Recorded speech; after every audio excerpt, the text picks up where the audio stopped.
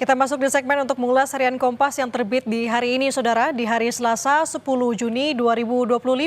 Bersama saya, Nanda Aprilia. Kita akan lihat di halaman muka harian Kompas hari ini, Saudara, apa yang menjadi sorotan. Ada judul besar di sini terkait dengan update kapal MV Madeline yang membawa bantuan ke Gaza.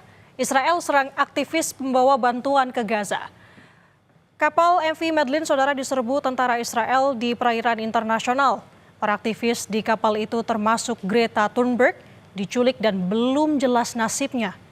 Tentara Israel menyerbu kapal MV Madeline yang tengah mengantar bantuan ke jalur Gaza. Mereka menculik aktivis Swedia Greta Thunberg yang berada di kapal itu bersama dengan beberapa aktivis lain. Serbuan dilancarkan di perairan internasional, Saudara.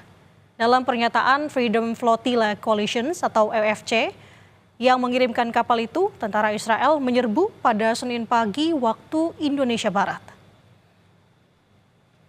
Dari judul besar ini kita akan bergeser ke sisi sebelah kiri atas, Saudara, mengenai update juga penolakan aktivitas tambang nikel di Raja Ampat kian meluas.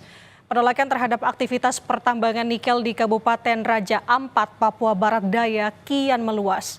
Selain warga, elemen masyarakat dan pegiat pariwisata turut menyatakan keprihatinannya terkait dugaan pencemaran lingkungan di Raja Ampat akibat pertambangan nikel.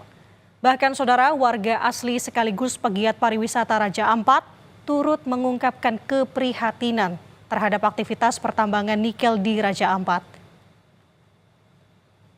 Masih di halaman 1, Saudara, kita akan bergeser ke sisi paling bawah. Ada informasi terkait dengan pertandingan Timnas Indonesia dengan Jepang. Di judulnya itu memperlihatkan bahwa ini menjadi ajang sebenarnya untuk Timnas Indonesia untuk naik level.